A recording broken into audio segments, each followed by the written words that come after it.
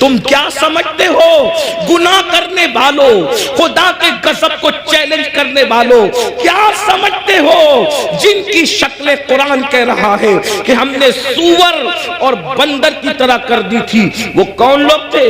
وہ پٹھان کے بچے تھے، وہ مغل کے بچے تھے، وہ شیخوں کے بچے تھے؟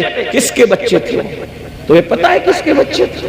وہ مغل نہیں تھے، وہ پٹھان نہیں تھے، وہ شیخوں کے بچے نہیں تھے۔ جن کی صورتیں اللہ نے سور اور بندروں کی طرح کی وہ انبیاء کی اولاد میں سے تھے۔ اللہ قرآن اٹھا باضابطہ ان کا نسب پہلے بیان کیا، بے شک وہ بنی اسرائیل تھے۔ اور بنی اسرائیل کون ہے؟ اسرائیل حضرت یعقوب کا لقب ہے، اور بنی اسرائیل مطلب اولاد یعقوب، اولاد یعقوب، اللہ اکبر۔ اور اولاد یعقوب کا مطلب کیا؟ یہ بنی اسرائیل اور یعقوب علیہ السلام کا سلسلہ نسب کیا؟ یعقوب علیہ السلام کے ابا حضرت اسحاق علیہ السلام، اسحاق علیہ السلام کے ابا جان حضرت سیدنا ابراہیم علیہ السلام، یہ ہے ان کا سلسلہ نسب۔ لیکن اللہ، اب میں آپ سب کی توجہ چاہتا ہوں، اپنے بھائیوں کی بھی اور بہنوں کی بھی۔ میرے بھائیوں، جب نبی کی پیغمبروں کی اولاد گناہ کرے تو اللہ دنیا کے اندر ان کی شکل سور اور بندر کی طرح کر دے تو ہمارا کیا حال ہوگا، ہمارا کیا انجام ہوگا؟ آپ سوچتے ہیں لیکن اس دنیا میں تو کسی کی شکل سور اور بندر کی طرح نہیں ہوتی۔ میں نے کہا الحمدللہ بالکل نہیں ہوتی۔ اس کی وجہ یہ ہے کہ ان کو جو پیغمبر ملے تھے وہ اور تھے، اور ہمیں جو نبی ملا ہے وہ اور ہے۔ ہمارا نبی نبی الانبیاء ہے، ہمارے آقا سید الانبیاء ہے، ہمارے آقا محبوب خدا ہے۔ لیکن یاد رکھنا، اس کا یہ مطلب نہیں کہ محبوب کی خاطر اگر دنیا میں شکلیں نہیں بگڑ رہی ہے تو قبر میں بھی نہیں بگڑے گی، ایسا نہیں ہے۔ قبر میں شکلیں بگڑے گی۔ اللہ کے رسول علیہ السلام نے فرمایا، ہم نے شب معراج، آقا فرماتے ہم نے شب معراج جب جہنم کا مشاہدہ کیا تو ہم نے دیکھا کہ کچھ لوگوں کی شکل کتے کی طرح ہے، کچھ لوگوں کی شکل خنزیر کی طرح ہے، کچھ لوگوں کی شکل بندر کی طرح ہے۔ حضور فرماتے ہم نے شب معراج دیکھا۔ اللہ اکبر، اللہ سے ڈرتے کیوں نہیں؟ اللہ سے خوف کرتے کیوں نہیں؟ آئیے میں آپ کو بتاؤں۔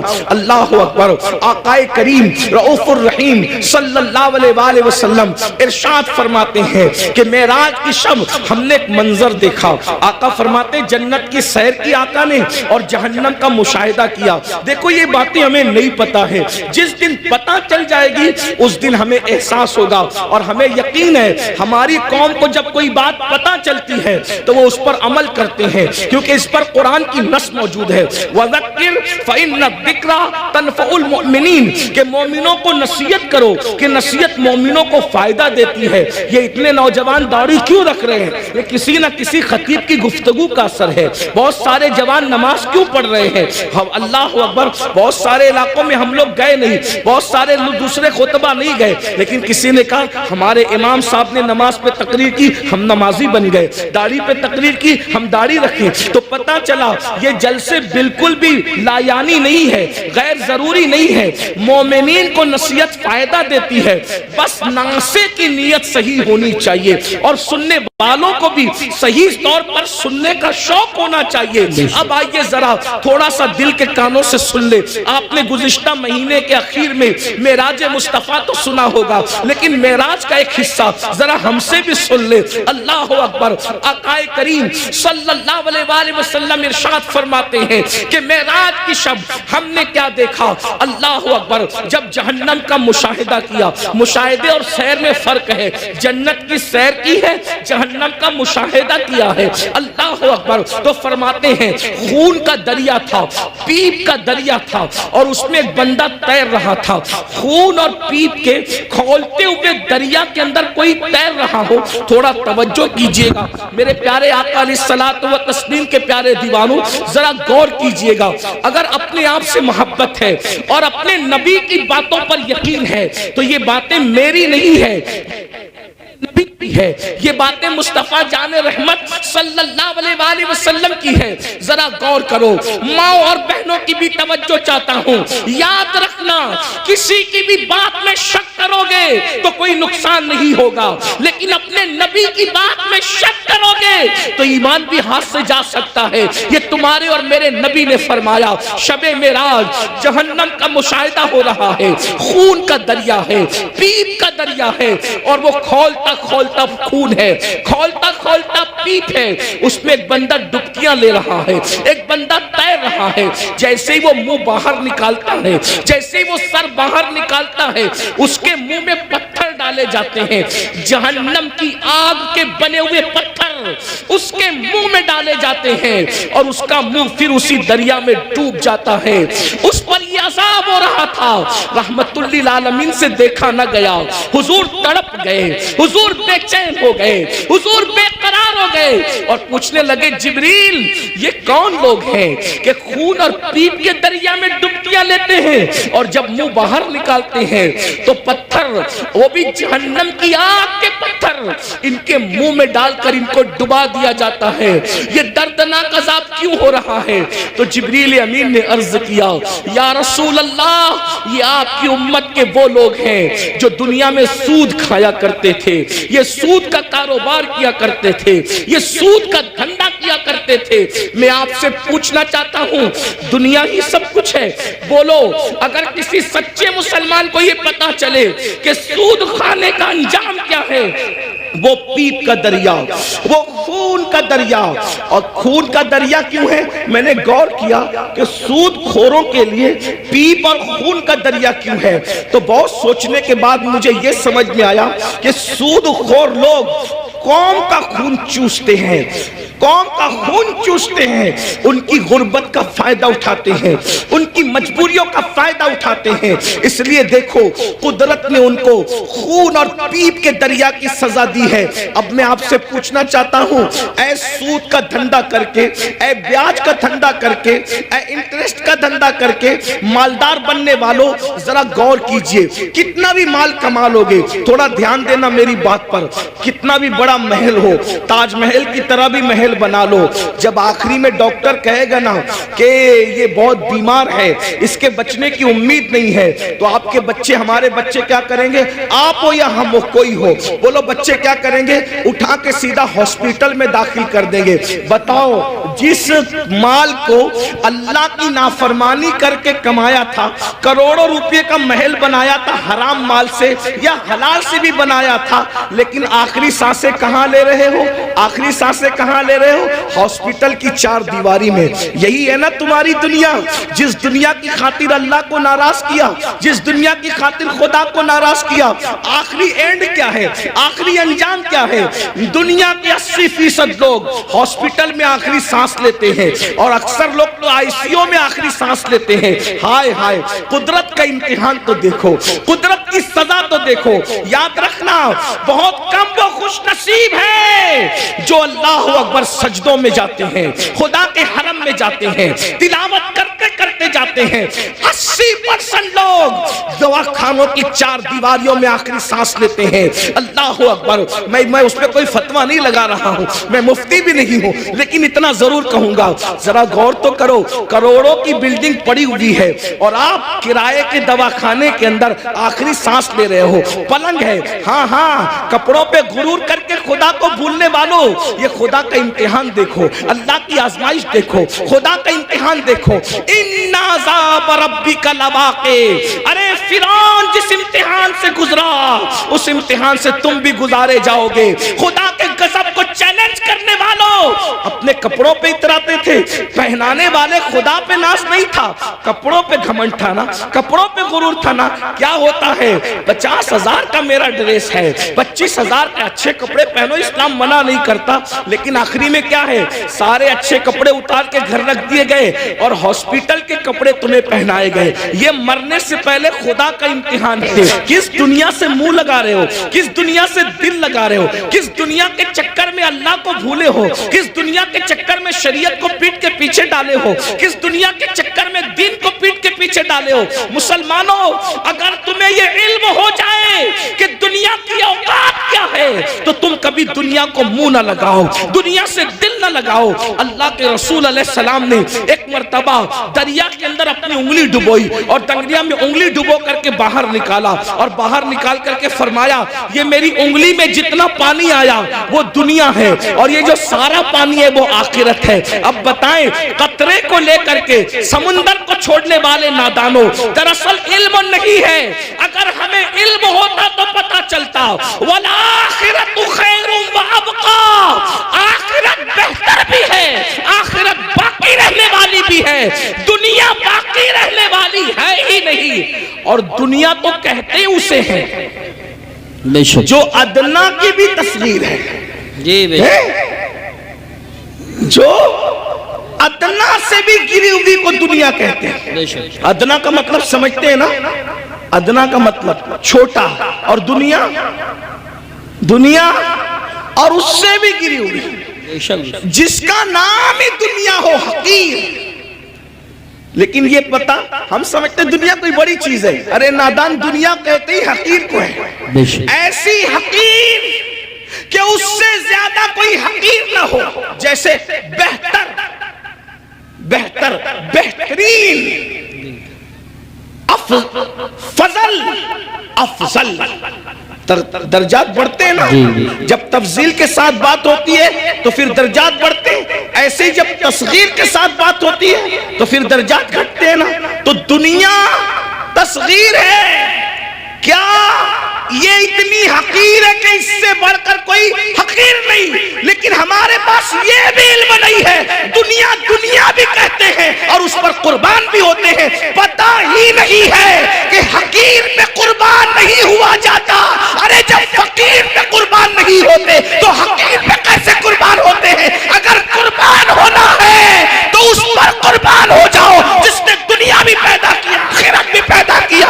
یزید دنیا پہ قربان ہوا، ختم کر دیا گیا، حسین دین پہ قربان ہوئے، آج حسین پاک کا ذکر بھی باقی ہے، ان کی نسل بھی باقی ہے۔ نعرہ تکبیر، دنیا کی خاطر، یا رسول اللہ، دنیا کی خاطر، یا رسول اللہ، یا علی، یا علی زندہ باد، دنیا کی خاطر ماشاءاللہ، اس نے دین کو پیٹ کے پیچھے ڈالا، اس کی نسل بھی مٹی، اس کی قبر بھی مٹی، اس کا دربار بھی مٹا، اس کا نام بھی مٹا۔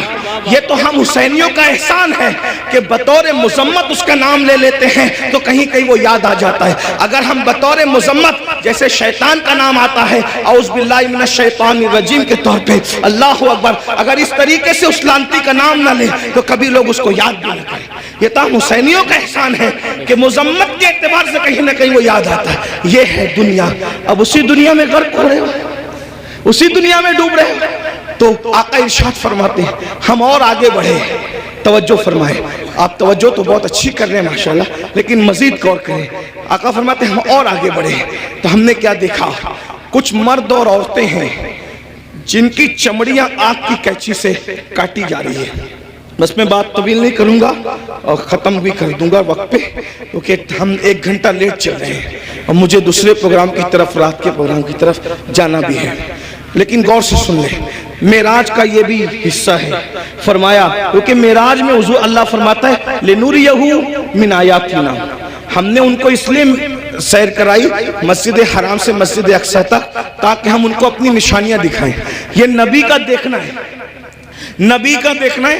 جہنم میں لوگ بعد میں جائیں گے، نبی پہلے دیکھ رہے ہیں۔ جہنم میں لوگ بعد میں جائیں گے، نبی پاک پہلے دیکھ رہے ہیں۔ توجہ کریں، یہ نبی کا دیکھنا ہے، یہ نبی کے دیکھنے کی شان ہے۔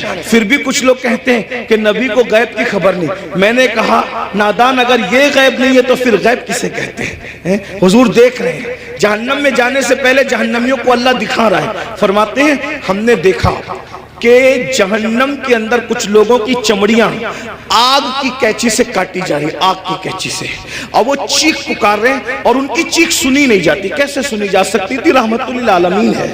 حضور فرماتے ہیں جہنم کی آگ کی کینچیوں سے چمڑیاں کٹ رہی تھی۔ اس پہ ذرا دھیان دینا، دنیا کی آگ نہیں اور دنیا کی کینچیاں بھی نہیں، جہنم کی آگ، جہنم کی کینچی اور چمڑیاں کٹ رہی، وہ چلا رہے ہیں۔ میں نے پوچھا جبریل یہ کون لوگ ہیں؟ اس میں مرد اور عورتیں ایک ساتھ تھے، وہ ننگے تھے، مرد اور عورتیں ایک ساتھ تھے، ننگے تھے، ان کی چمڑیاں کٹ رہی تھی آگ کی قینچی سے اور چلا رہے تھے۔ پوچھا جبریل یہ کون ہے؟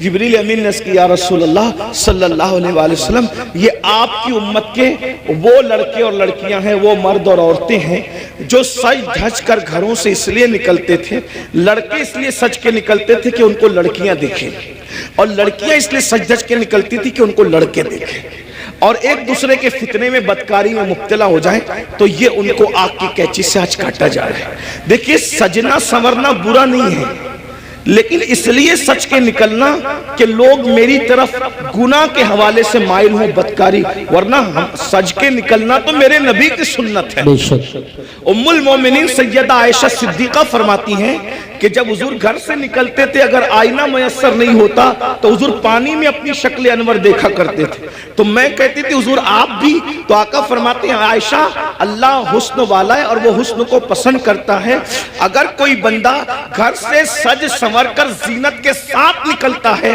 تو جس کے پاس جاتا ہے اس کی بھی اور جو جاتا ہے اس کی بھی اللہ دونوں کی مغفرت فرما دیتا ہے۔ ہمارے یہاں تو نماز کے لیے بھی سج سنور کر مسجد جانے کا حکم ہے، لیکن افسوس اس بات پر ہے سجنے پر اسلام اعتراض نہیں کرتا، سنورنے پر اسلام اعتراض نہیں کرتا، زینت کرنے پر اسلام اعتراض نہیں کرتا۔ اسلام یہ کہتا ہے کہ اچھی نیت کے ساتھ زینت کرو، یہ نیت سے زینت کرنا، عطر لگانا، خوشبو لگانا اور اپنی شکلوں کو سنوارنا کہ معاذ اللہ مرد اس طرح سے کرے کہ عورتیں ان کی طرف متوجہ ہو اور بدکاری میں مبتلا ہوں، اور عورتیں اس لیے سجے سورے کہ مرد ان کی طرف متوجہ ہو کر بدکاری کے اندر مبتلا ہو جائے۔ میرے آقا صلی اللہ علیہ وآلہ وسلم کی کنیزوں سے ایک بات کہنا چاہتا ہوں، سنورنا عورتوں کو ضرور ہے لیکن باہر نکلنے کے لیے نہیں بلکہ اپنے شوہر کے لیے۔ یہاں تک فرمایا گیا جو عورت اپنے شوہر کا دل خوش کرنے کے لیے بنتی اور سمرتی ہے، اللہ تبارک و تعالی ایسی عورت کو نفل نماز پڑھنے سے زیادہ ثواب عطا فرماتا ہے۔ لیکن یہاں بازار میں جانے کے لیے نہیں سمرنا، ولیمے میں جانے کے لیے نہیں سمرنا، باہر نکلنے کے لیے نہیں سمرنا، عورت کو اگر سمرنا ہے تو شوہر کے لیے سمرنا ہے۔ اور ایک بات بھی اپنی بہنوں سے کہہ دوں، اللہ کے رسول علیہ السلام نے تو یہاں تک فرمایا جو عورت عطر اور خوشبو لگا کر اپنے گھر سے نکلتی ہے کہ وہ خوشبو مردوں کو اپنی طرف مائل کرتی ہے، ایسی عورتیں قیامت کے دن زانیہ عورتوں کی حیثیت سے اٹھائی جائے گی، اللہ اکبر، زناکار عورتوں کی حیثیت سے اٹھائی جائے گی۔ عورتوں کو باہر نکلتے وقت تو خوشبو بھی نہیں لگانا چاہیے اور برقع بھی ان کو ایسا پہننا چاہیے کہ اتنا ڈھیلا ڈھالا برقع ہو کہ ماں اللہ اکبر کہ پہننے والی عورت جو ہے وہ اس کا جسم چھوٹا ہے یا بڑا ہے، اس کا جسم دبلا ہے یا موٹا ہے، اس بارے میں کسی کو اندازہ نہ ہو۔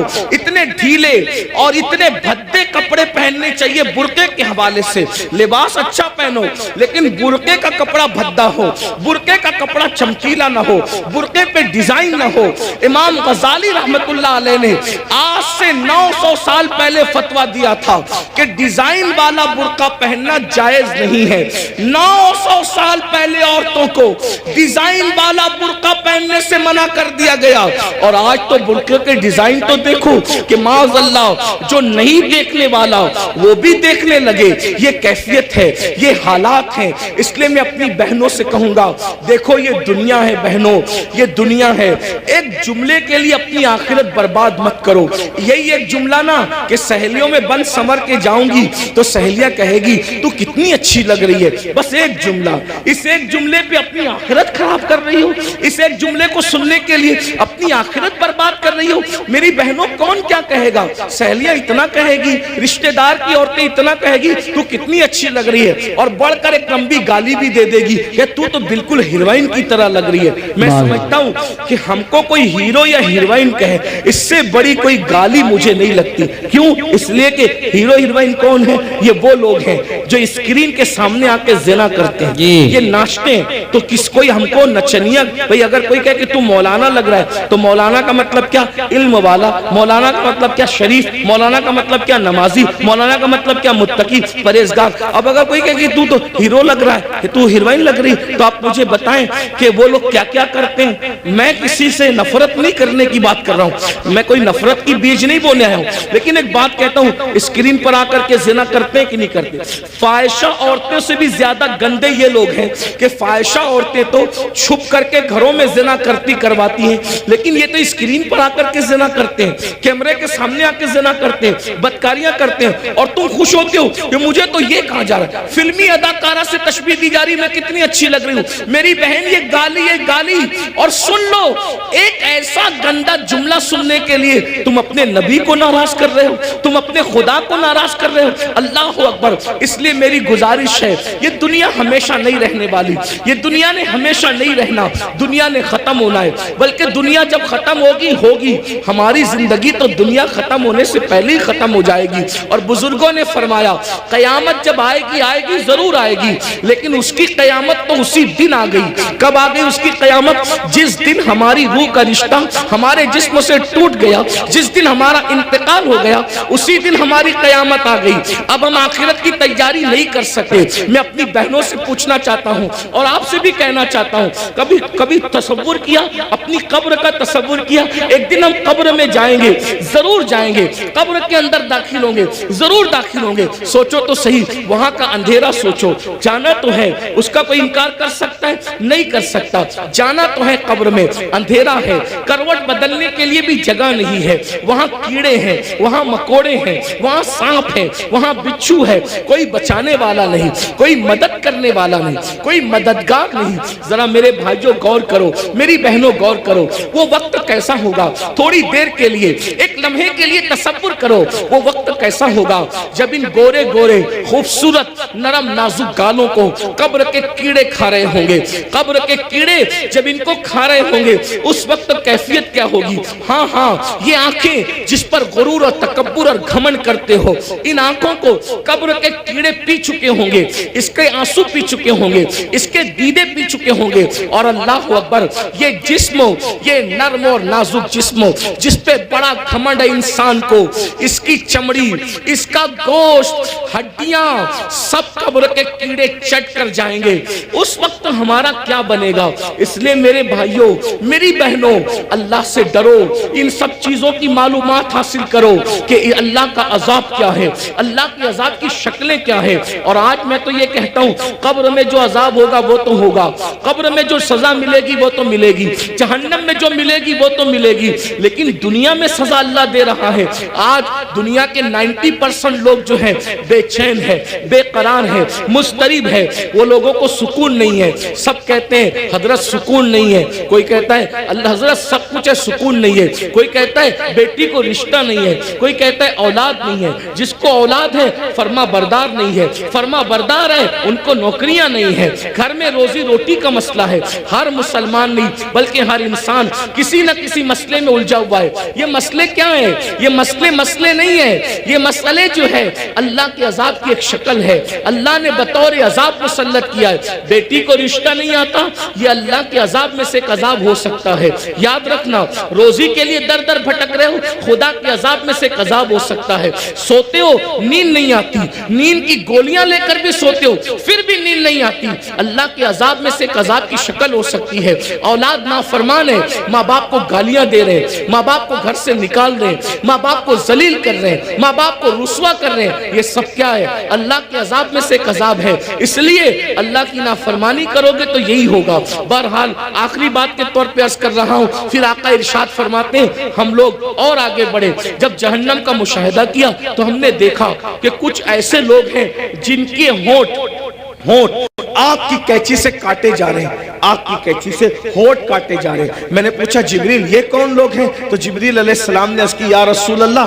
ये आपकी उम्मत के वो उलमा हैं, वो मुकर्रिर लोग हैं जो कौम में फितना फैलाने की बात करते थे, कौम में ऐसी बात करते थे कि कौम में फितना फैले। आज इनके होंठ काटे जा रहे हैं। और एक हदीस में ये भी आया है कि ये वो मुकर्रिर लोग हैं, ये वो उलमा लोग हैं जो लोगों को तो नेक काम का हुक्म देते थे मगर खुद नहीं करते थे। قرآن کہتا ہے لما تقولون ما لا تفعلون، وہ کیوں کہتے ہو جس پر خود عمل نہیں کرتے۔ اب یہاں یہ بات دھیان سے سن لے، غور سے سن لے، آخری بات کے طور پہ کن مقرروں کے ہونٹ کاٹے جا رہے ہیں آگ کی کیچی سے؟ جو لوگ امت میں ایسی بات کرتے تھے لڑانے کی، امت کو ڈیوائیڈ کرنے کی، امت میں فتنہ پیدا کرنے کی، آج دیکھ لیجئے بہت سارے مقرر ایسے دنیا میں ملیں گے آپ کو جو امت میں آتے ہیں بانٹنے کی بات کرتے ہیں، تقسیم کرنے کی بات کرتے ہیں، امت کے جو متفق علیہ مسائل ہیں اس سے ہٹ کر کے نئی باتیں چھیڑتے ہیں۔ مثال کے طور پہ 1857 سے پہلے پوری امت جو ہے وہ ہندوستان کے اندر پوری قوم جو ہے اس بات پر متفق تھی کہ اللہ نے اپنے نبی کو غیب کا علم عطا فرمایا، لیکن نئی بات لائی گئی اور قوم کو لڑایا گیا، اور یہ بات کہی گئی کہ نبی کو تو دیوار کے پیچھے کی خبر نہیں ہے، ایک نئی بات کر کے قوم کو لڑایا گیا، امت میں انتشار پیدا کیا گیا۔ اسی طرح 1857 سے پہلے اس ملک ہندوستان میں پوری قوم کا عقیدہ تھا کہ نبی زندہ ہے، نبی ہماری جانوں سے زیادہ قریب ہے، بلکہ قسمیں اٹھا کر مسلمان کہتا تھا تو زندہ ہے واللہ، تو زندہ ہے واللہ،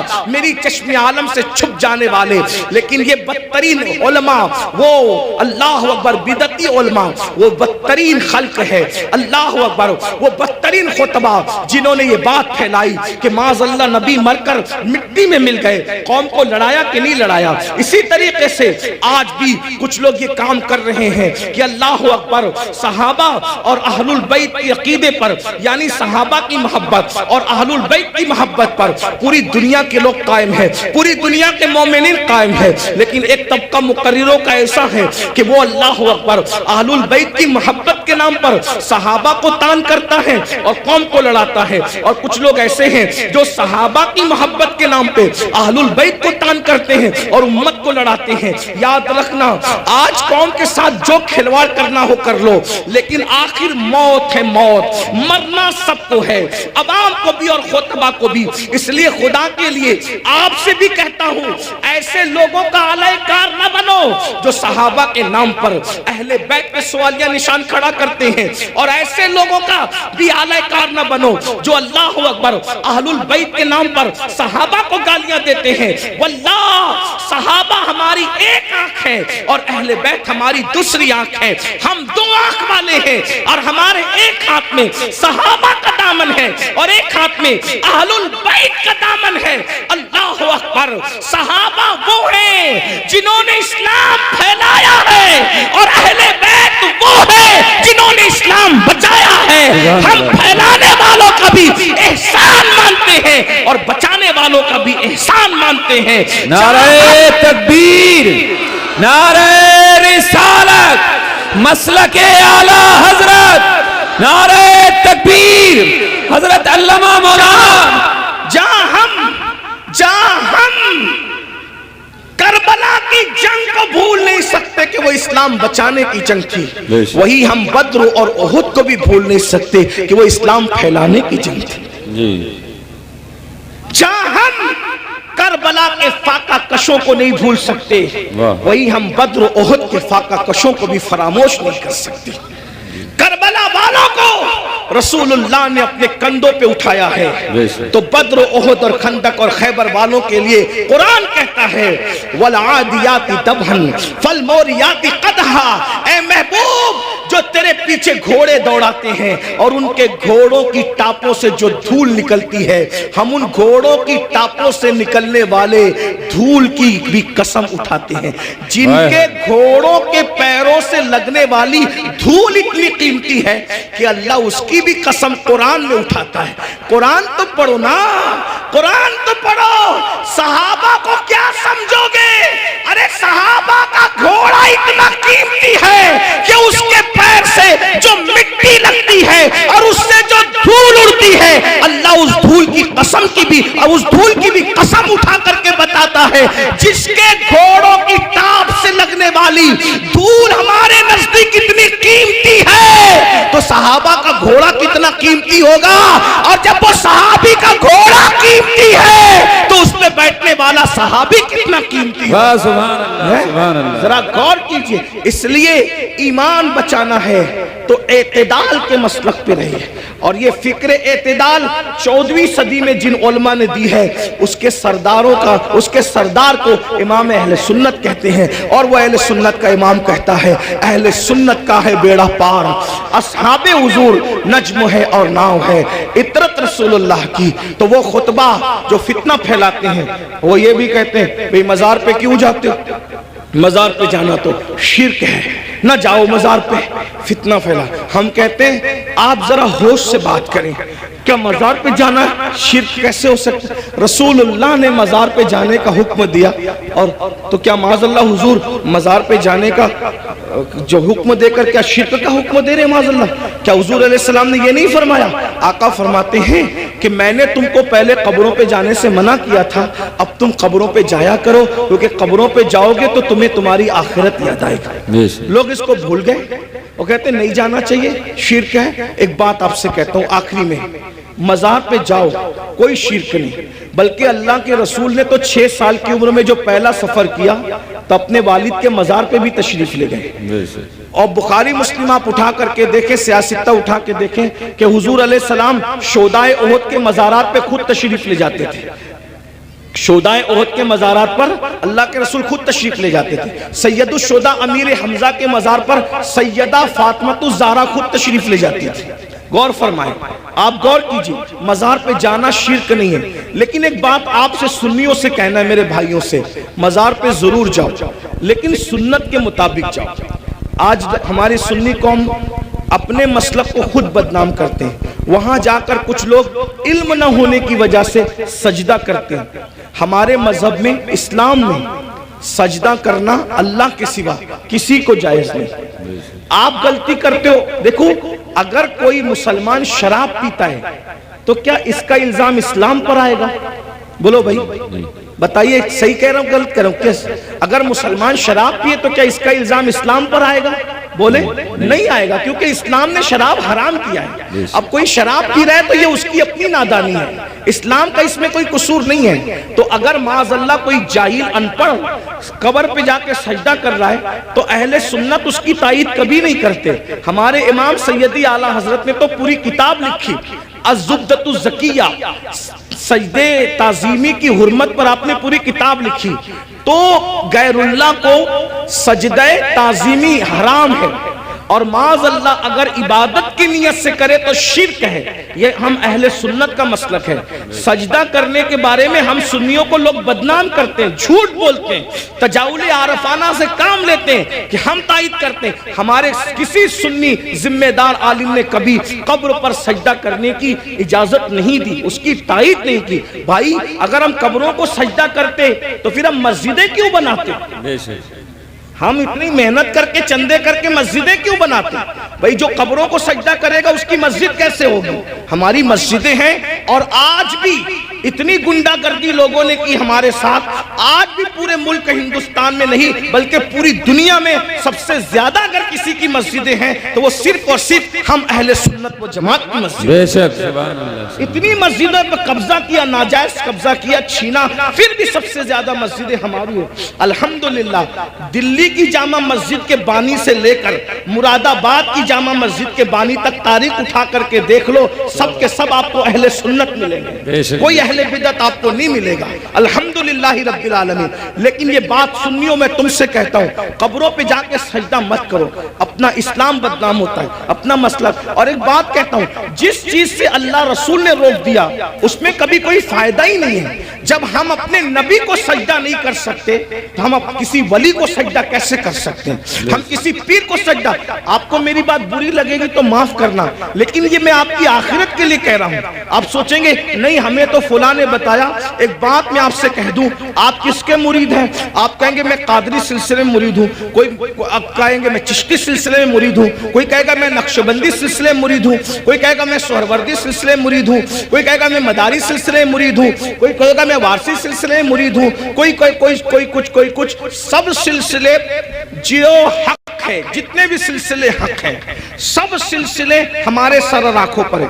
لیکن یہ علماء کی موجودگی میں ایک بات میں آپ سے کہوں ذمہ داری کے ساتھ، یاد رکھیے کسی بھی سلسلے سے مرید ہونا اس وقت تک کام نہیں آئے گا جب تک کہ تم پہلے شریعت کے مرید نہ بنو. بے شک.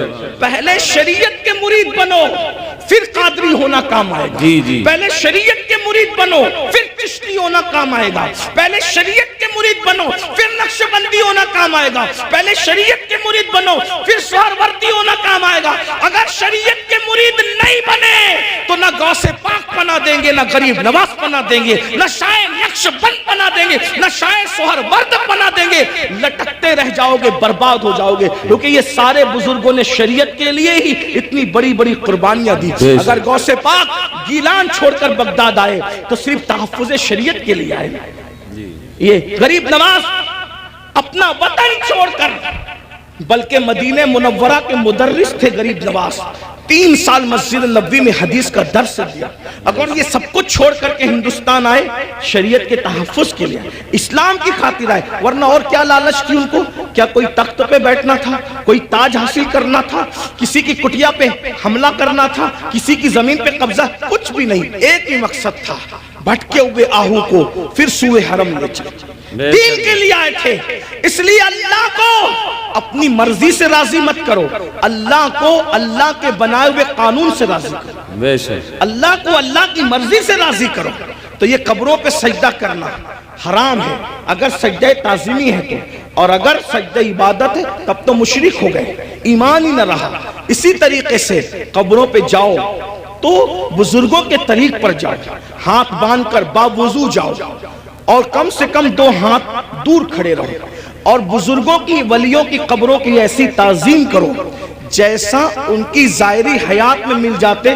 جیسے تعظیم کرتے ویسے تعظیم کرو. بتاؤ کیا اگر غوث پاک غریب نواز اور بزرگان دین ہمیں مل جاتے تو ہم ان کے اوپر ایسے لٹکتے، ایسے لٹکتے، ان کے اوپر ایسے گرتے پڑتے جیسے قبروں پہ گرتے پڑتے؟ عقیدت اپنی جگہ. بلکہ آپ کو کہتا ہوں رسول اللہ کی مزار انور کو دیکھا تو سیدی اعلیٰ حضرت پکار اٹھتے، پیش نظر وہ نو بہار.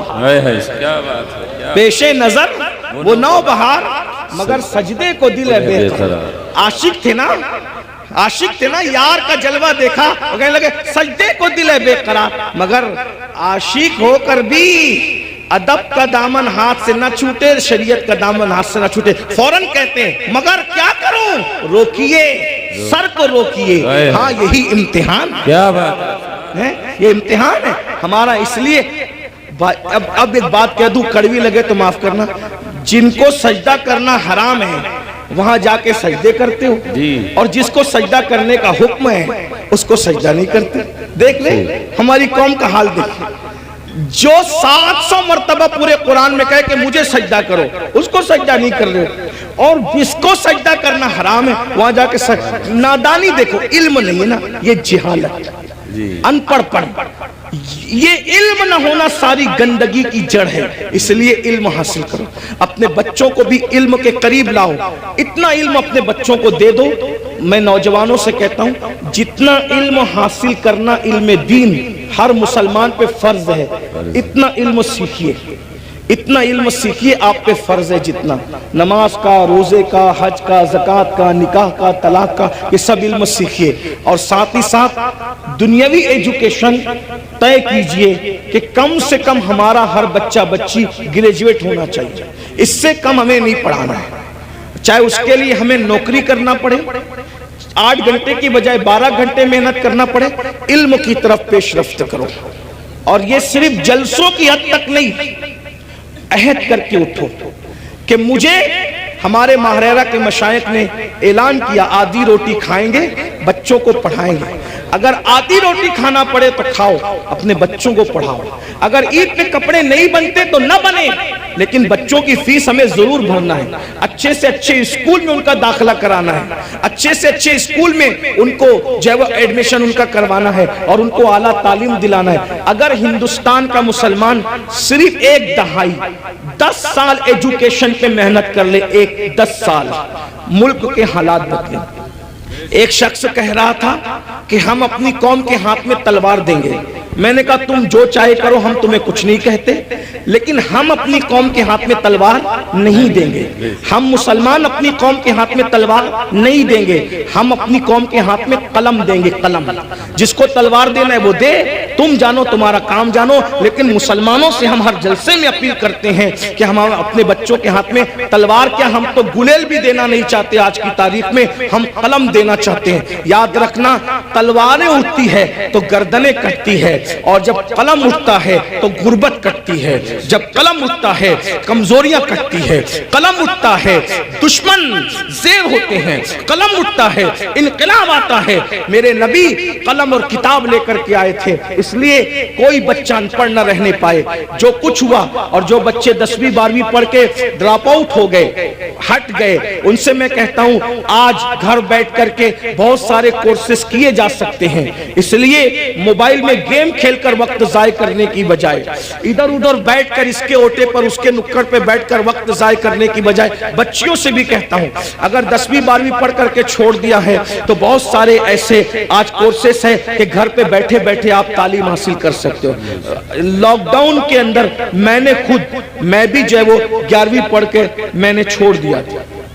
میرے 11ویں پڑھ کے چھوڑنے کا واقعہ بھی ایک عجیب سا ہے۔ اصل میں سنی دعوت اسلامی کے ماحول میں تھا۔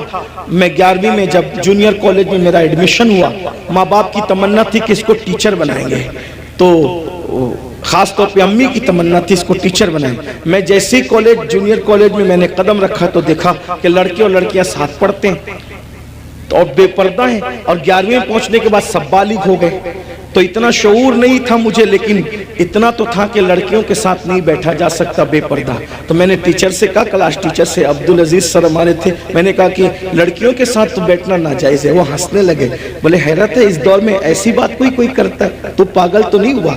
میں نے 1 مہینے تک کے یہ بات کرتا رہا۔ حقیر ہمارے پرنسپل نے کہا ایسی بات نہیں۔ میں نے کہا یا تو ڈیوائیڈ کر دیں یا تو پھر ہم چلیں، اور میں نے جو ہے وہ پھر اس کے بعد چھوڑ دیا۔ میرے سر میرے گھر تک آئے، اتفاق سے وہ میرے ابا کے بھی کلاس ٹیچر رہ چکے تھے، میرے بھی ایک ہی اسکول میں، ہمارے ابا نے ہی پڑھا ہم نے بھی پڑھا۔ تو وہاں پر وہ آئے، کہا کہ ابا، وہ کہا کہ تیرے بیٹے کو سمجھا کہ یہ پاگل تو نہیں ہوا ہے؟ میں نے کہا کچھ بھی ہو میں نے نہیں پڑھنا، شریعت نے منع کیا، حالانکہ آپ ایسا نہیں کرنا۔ علماء سے آپ پوچھنا، علماء آپ کو بتائیں گے حالات کے تحت معاملات ہوتے ہیں، لیکن اس وقت ماحول ایسا تھا ہمارا سنی دعوت اسلامی کا ماحول، تقوی کا، پرہیزگاری کا۔ اب تو ہم متقی نہیں ہیں، وہ پرہیزگاریاں ہی نہیں ہیں، لیکن بہرحال تو وہ ماحول تھا تو ہم نہیں گئے پھر۔ لیکن میرے عزیز ساتھی، میرے بڑے بھائی کی طرح، وہ بھی ایک اسکول کے پرنسپل اور ہماری سنی دعوت اسلامی کے رکن شورا ہیں، قاری رضوان خان صاحب، اس نے کہا کہ پڑھ لے بھائی ورنہ ایسے ہی رہ جائے گا۔ میں نے کہا اگر میں اچھی نیت سے اللہ کی شریعت کے لیے چھوڑ رہا ہوں تو اللہ اس کا صلہ مجھے دے گا، اور اللہ نے مجھے صلہ یہ دیا کہ آج میں ایک English medium school and junior college کا چیئرمین ہوں، الحمدللہ، اور تقریباً 50 ٹیچرز جو ہے وہ اس وقت کم و بیش الحمدللہ جو ہے وہ ہمارے انڈر میں کام کرتے ہیں۔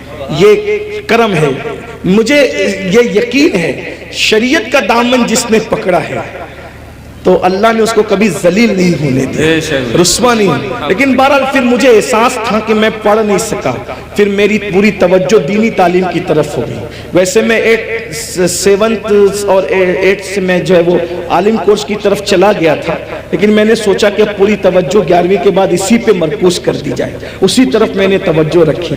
لیکن پھر مجھے احساس تھا کہ میں نے دنیاوی تعلیم کو بھی آگے بڑھا، تو لاک ڈاؤن کا فائدہ اٹھاتے ہوئے پھر میں نے ایم اے کے اندر ایڈمیشن لیا ابھی، ہاں الحمدللہ، ہاں، اور اس کے پہلے ایگزام میں شرکت کا پروگرام تھا اور اس کی تاریخ اور حج کی تاریخ سیم ہو گئی تو نہیں دے سکا، لیکن بہرحال میں نے اس طرف پیش رفت کی، اور انشاءاللہ تو آپ سے بھی میں کہتا ہوں، میں یہ آپ کو ہی کہہ کے جا رہا ہوں نہیں، میں آپ سے، میں نے خود بھی اس پر عمل کیا ہے الحمدللہ، اور میں انشاءاللہ تعالیٰ اس کی کوشش کروں گا کہ 1 سال میں اس کی تکمیل کروں جو رہ گیا ہے۔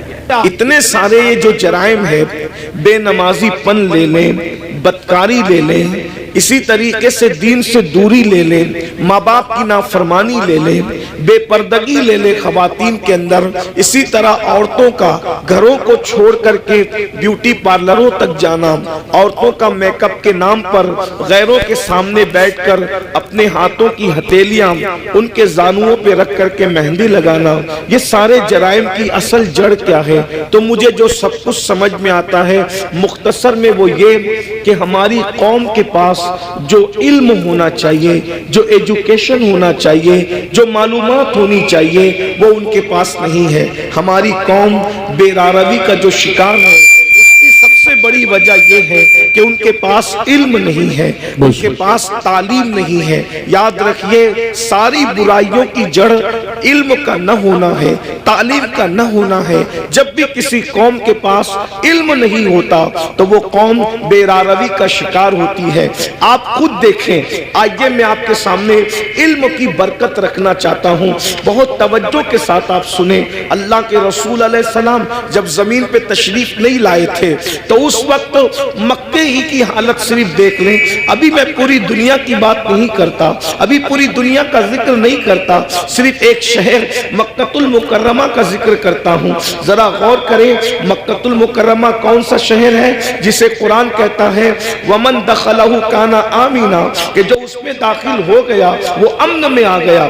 امن والے شہر کو کتنی گنڈا گردی کا سامنا تھا، اللہ اکبر۔ جو شہر امن والا تھا، جو شہر حرم ہے، جہاں کی گھاس اکھاڑنے کی اجازت نہیں، جہاں کے جانوروں کو ستانے کی اجازت نہیں، جہاں جانور سائے میں بیٹھ جائے تو اس کو اٹھانے کی اجازت نہیں، جہاں جانور کو دھمکانے کی اجازت نہیں، جہاں جانوروں کے جنگلی جانوروں کے انڈوں کو توڑنے کی اجازت نہیں، اللہ اکبر، جہاں اللہ اکبر اہل احرام پر حرم میں شکار کرنے کی اجازت نہیں، ایسے حرم کے اندر لوگ اپنی بیٹیوں کو اپنے ہاتھ سے زندہ دفن کر رہے تھے۔